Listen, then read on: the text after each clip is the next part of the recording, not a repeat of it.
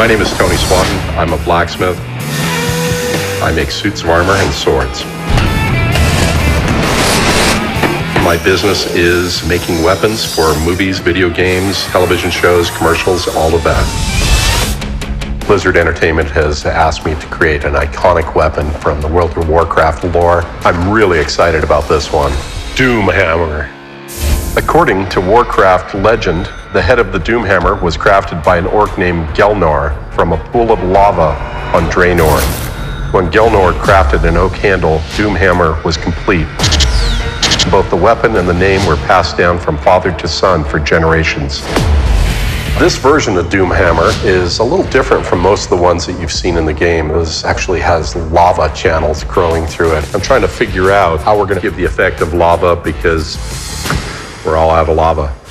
If I'd made this solid, it would probably weigh 250 pounds. Nobody would be able to pick it up. Much as vellum is used in World of Warcraft to make scrolls, I use vellum to sieve layers that I'm going to be using to construct the Doomhammer hammerhead. I'm going to start with a rectangular tube. For the end caps, we'll put plates of aluminum. Supporting the wolf head will be bulletproof glass, and then there's 4 bands as opposed to 2 that are in the original design to make it stronger. This is a very intricate piece, and it's going to take a lot of work. I take a look at the drawing and create a paper pattern. Next, I'm going to work on tracing the sides of the hammer face onto 11 gauge steel and cutting that out on the bandsaw. After the panels are cut out, I'll bring them over to the power hammer and hammer in a bunch of lava-type distress look on the hammer face. And I'm going to weld the seams together on these 2 edges to make a rectangular hammerhead.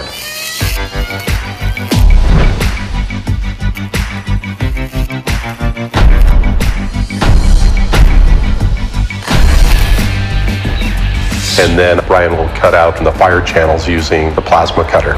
In this forge, you have to assume that everything is hot, sharp, and poisonous. Not only is it going to kill you, it's going to hurt the whole time you're dying. Watch your butts.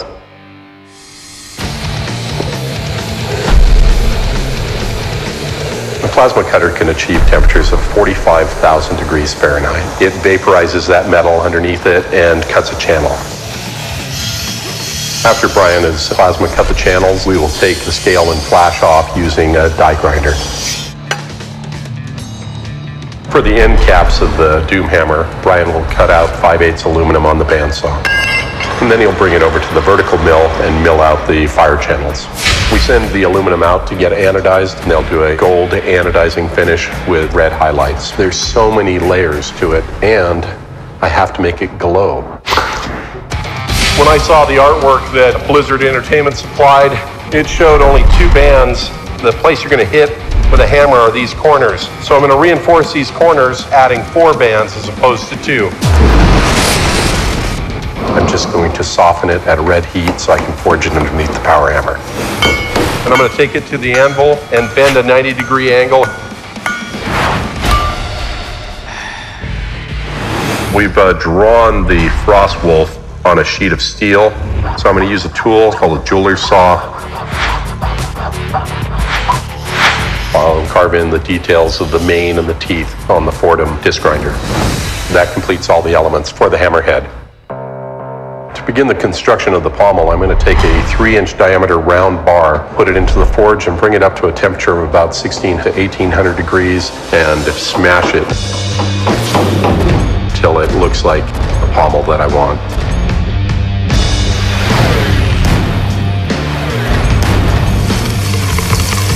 The pommel for Doomhammer has 5 steel spikes coming off it. I'm going to forge those out of 1.25 chromoly 4130 steel. It is hardenable and extremely tough. And then we'll heat them up to the critical temperature, which is about 1575 degrees, and quenching them in oil to harden them. They'll actually be more effective for smashing and penetrating skulls and bones and, whatever gets in the way.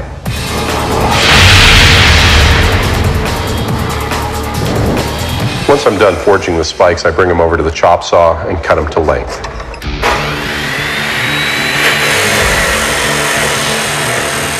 I've got an abrasive chop saw with a 14-inch blade, about 1/8 of an inch wide, that will cut through the steel like butter. After I forge the spikes, I'll screw them into the ball. This is gonna do some damage, and that will complete the construction of the pommel. For the handle, the Doomhammer will be made out of a solid chunk of oak that I'll drill a hole through the end and put a piece of 5/8 all thread through the middle of it, because if it was just plain wood, it would snap immediately. The ends never meet exactly in the middle, so I'm gonna heat up a poker in the forge and push that through the middle.